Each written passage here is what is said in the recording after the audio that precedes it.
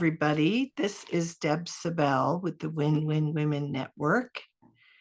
I hope everybody's doing good today. We are going to talk today on support. One of the things that is so important and vital for people that are going through what they're going through, no matter what it is.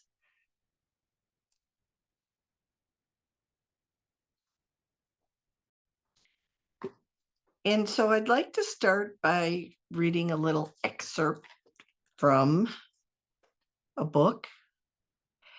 And it says, if you're going to live in peace, it's not going to happen by accident. Every day we have opportunities to get upset, to be worried, to live offended. Life happens. People get on your nerves. Unexpected bills come. A friend is rude. If you wait for all your circumstances to calm down, then you'll have peace. Then you'll quit worrying. You'll be waiting your whole life. God or whoever in the universe you believe in never promised to keep us from difficulties. He didn't say we wouldn't have storms. He did say he would give us peace in the midst of the storm. He calls it a peace that surpasses understanding. And I really, really like that line, that sentence. The meaning to that. In fact, it says, this means in spite of what's going on around you, you can still be at peace. And that is my goal for you, is to help you understand that and know that you can attain that. If the medical report wasn't good, if there was fires that just burned down your whole town that you live in, if there's an earthquake, if you've got a sick child. I mean, someone had an accident, and they broke their leg and you're caring for them or supporting them, if you will. Whatever the thing is that people are needing supporting in, and whatever it is that you're trying to help, if you're the support person yourself. You have to protect your peace. You weren't created to live worried, upset, on edge. You have to turn it over to whatever source is yours and put it in the hands of that so that you can function and know you're going to be okay and to go on. And in just a minute, I'm going to go over some great, we're going to talk about the resources and everything. And I want to read one more thing on the line of what I was just reading about. It says, what do you mean when you speak of justice?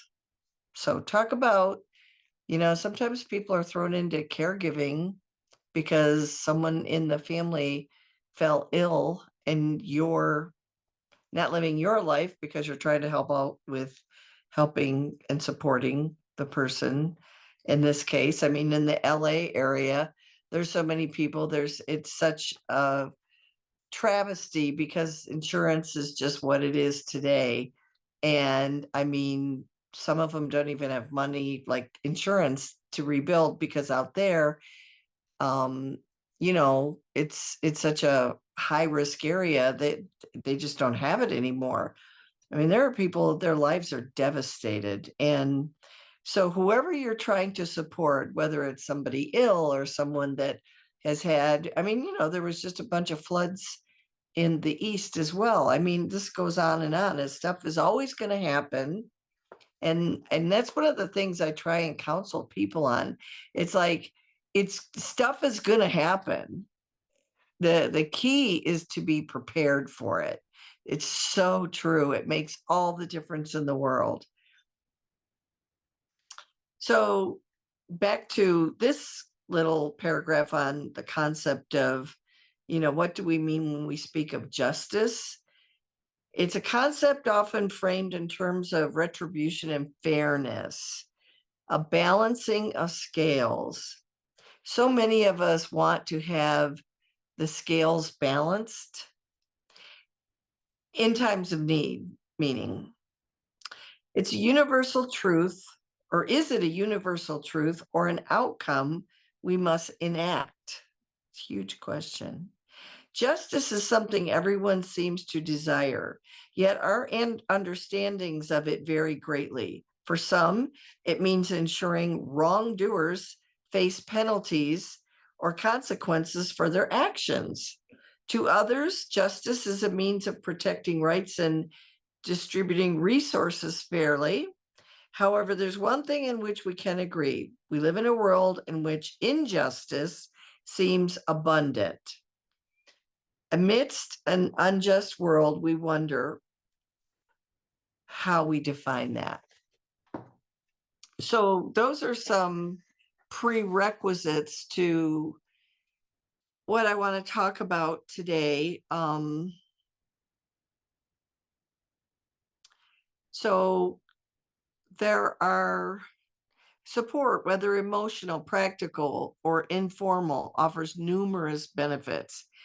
Enhancing well-being and resilience, a strong support system can improve self-esteem, reduce stress and depression.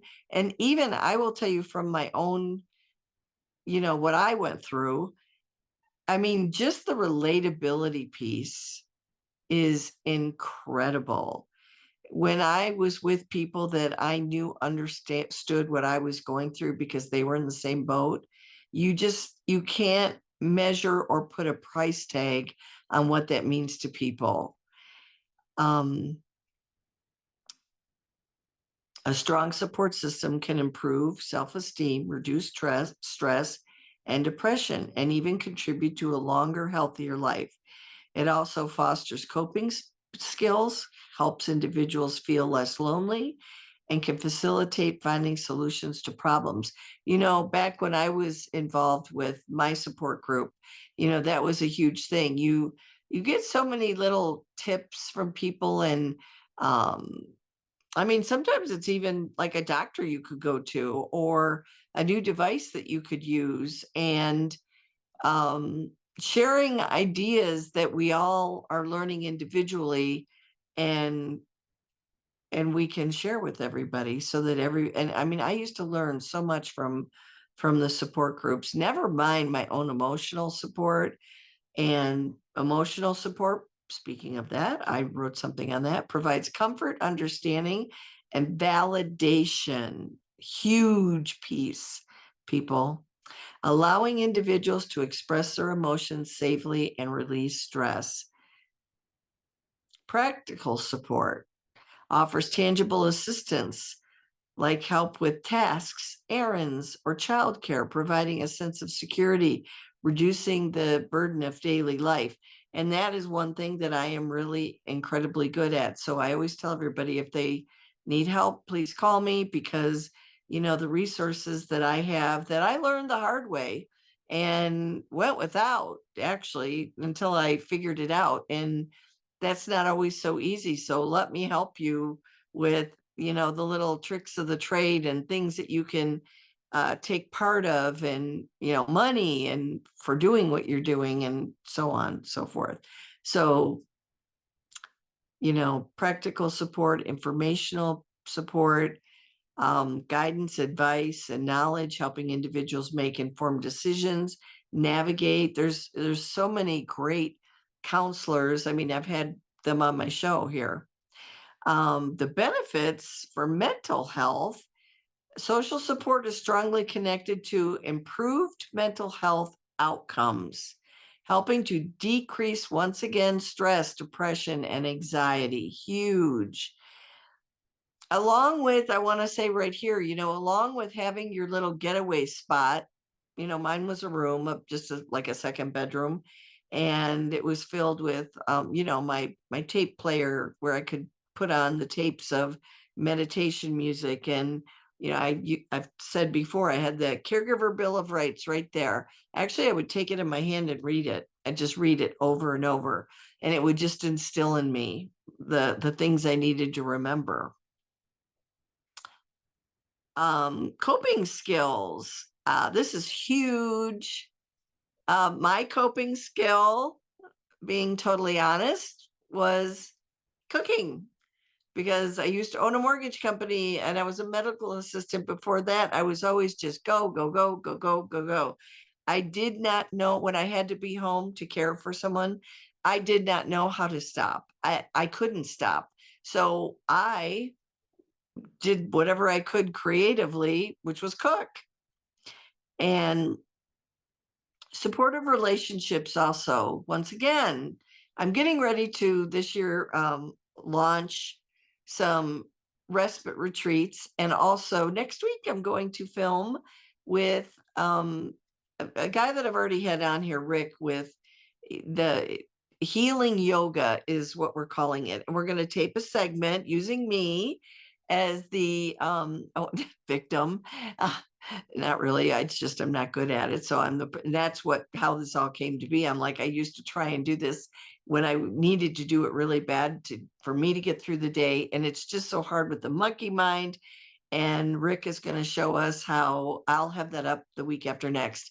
He is going to show us how to do that and be successful and be able to do it. So I'm so excited about that. So supportive relationships can enhance self-esteem, making individuals feel more capable of managing challenges and setbacks. Believe you me, if you can learn to take the time and go into your own space for a little bit, I don't care if it's 15 minutes, if it's 30, or if you're lucky 45. And, I've talked also about, I myself went through NLP and learned how to decrease the monkey mind a little bit. And then with the guided meditations, you might need to sit there for a minute and just calm your mind. For me, it was thinking about the little, well, I'll call it a river, does it stream flowing, babbling brook. And as the leaves would fall down off the trees, and release into the water and float down the stream, I did that with whatever was on my mind, so I could clear my mind and be in the present, to allow for my body to listen to a guided meditation and utilize what it's about. And it's awesome. So, feeling less lonely and more connected. Supportive relationships can combat feelings of isolation and loneliness, fostering a sense of belonging and connection. And I will tell you that when I first started going to support groups, because I needed to have a place where I could be honest and just talk about, what I was giving up and going through with everything. And as a 100% caregiver, and I would leave there in the beginning just crying the whole way home. But I would say to myself, I know this was really hard, because now you're listening to other people talk too. But I also knew, and I would say this to myself literally, I'm like, I know this is hard, but in the end, by time I want to say that by the time I got home, or maybe in an hour or so, there's just a feeling that you get when you're filled up with support that you can't describe, you can't put a price on. My friend Marty used to come over once a week to my house and say, I'm here for you, let's go out on the patio, I want to give you some supported time just for you. And so support is just about the biggest thing that you can do for yourself. And some people that are really alone, like I was, like, you might have to put this into action yourself. And I'm open to doing some virtual support groups. If anybody's interested, please reach out once again, because it really can be incredible, just incredible for what it does inside of us. And I told you, in the beginning, I didn't even feel good, because it was hard hearing other people talk about, devastating stories about what we're all in the middle of. But I got to tell you, something subconsciously happens, because it's really incredible knowing that you're not alone in what you're doing. There are other people going through that as well. It's huge. There's studies about better health outcomes, And if anybody's having trouble with medical insurance, call me. I have an outlet for that. And it's not through regular insurance companies. So it's a new concept, but it's basically works just like it, and your bills get paid. And studies have shown that people with strong social support networks tend to live longer and have better overall health. And then supportive relationships can lead to more positive social interactions, enhancing well-being and reducing the isolation. I wanted to bring it back to that again. Isolating is probably the easiest thing to do and the hardest thing to deal with and overcome. You've got to make support group connections. You've got to reach out. I don't know, with whatever someone is dealing with.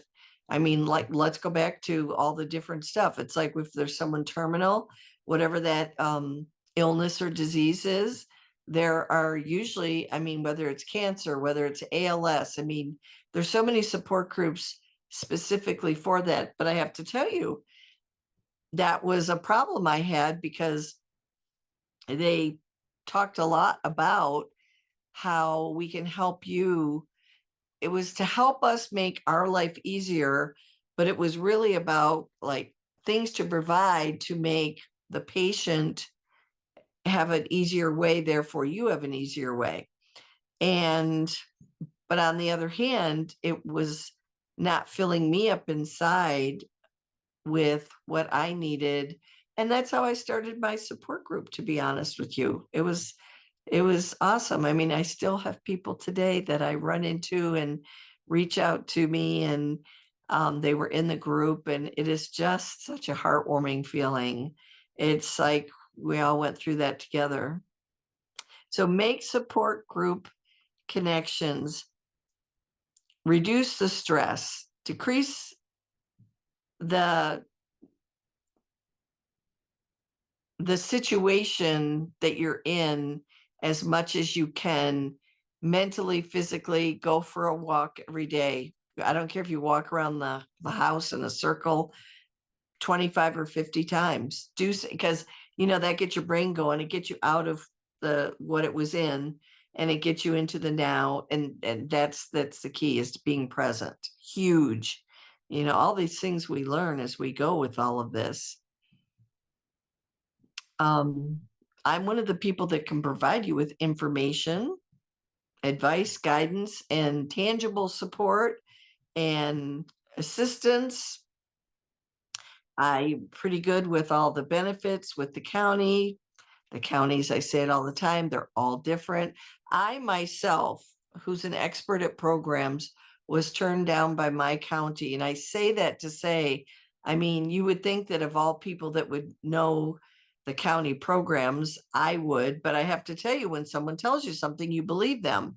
And thank God I called back, because that really saved our livelihood.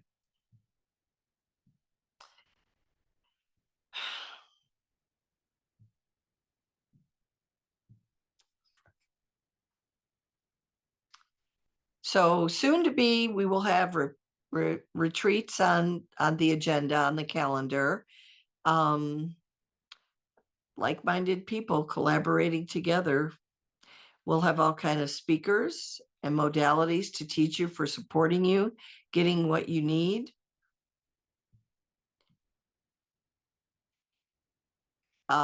Sleep is huge.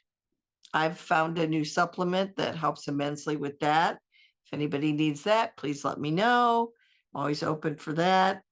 Went for a walk every day. Used to, in nice weather, go for a bike ride in the morning, most days, when you can.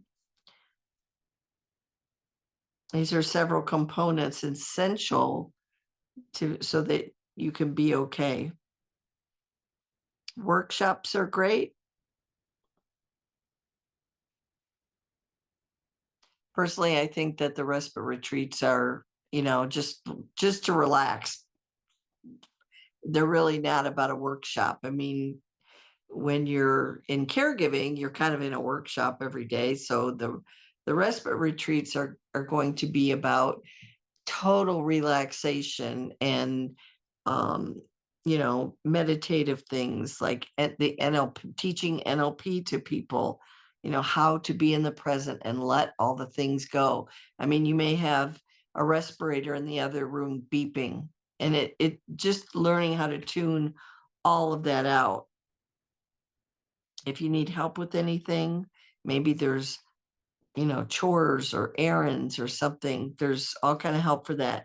And I talk about this every once in a while, but I want to kind of just go over this again. On a fluke, I found out that I'm talking right now about someone that is, you may not even know they're terminal, but they could have a disease that and they're not in good shape. And even this is my point, even when they are not really at the point where they're in bad shape, believe me when I tell you, it costs nothing to get assessed by hospice. And so many people have a bad mental, situation with that. Best thing I ever did, it was a holiday weekend. I had nothing to do for 3 days. And I had a pamphlet that I had gotten at the ALS office. And, I'm just reading it. And I was like, I think I'm going to check into this and see what I can find out about going forward when I need it down the road. Literally, I had already finished cooking. I had nothing to do. And once again, long holiday weekend, I was like, I'm just going to inquire and see what this is about. The lady came over our house and assessed us. And man, we were on board with all kind of incredible information. Um, People that could come and do things with, it ended up being us. That's the truth. It's like, I mean, we had a harpist, we had all kind of people that came. It was incredible. They became our best friends. It's like when they're there every week, and took all the demand for all the doctors I used to go to. And, trying to help someone in a wheelchair, it's not so easy in the dead of winter and things like that. It's not. And it's just really nice to know all the ins and outs. And, I want to jump back to the people that are suffering, like, there was major floods in the east and then fires out west. So it doesn't matter to me what you need supported in. I'm willing to start a support group for any of it. The great thing is we have Zoom now, and anybody can get on. And all you have to do is get a hold of me, and please let me know anything that speaks to you about that. And I want to make sure that everybody has my information. So my phone number is 720-327-4841. And so I have a new website, and I'm going to give you that information right now. And don't forget, I have resources for, well, I can get you financial, or find out about if you qualify for financial help through the county as a certified, don't even have to be certified as a caregiver. I mean, if you're quitting your regular life and sitting with someone that needs care, there's help for that. And if you need help with your utilities, I know where you can get up to, say, 40% discount on most of the essential services that you need. And once again, my phone number is 720-327-4841. Debbie SaBell at gmail.com is my personal email. Deb at givingcaretocaregivers.com is another email. To be honest with you, I've got several. This is a new one. The website is the same. It's givingcaretocaregivers.com. So that will be the two things that you can reach me on as well, along with my phone number, my personal email. Anything you need, I'm here, happy to help. Support is everything, and I hope you all have a great day. Thank you so much.